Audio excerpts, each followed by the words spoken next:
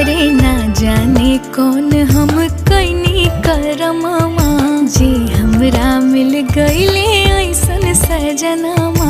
राखब संभाली हम अपना चरवा पिया जी के, राखब संभाली हम अपना चरवा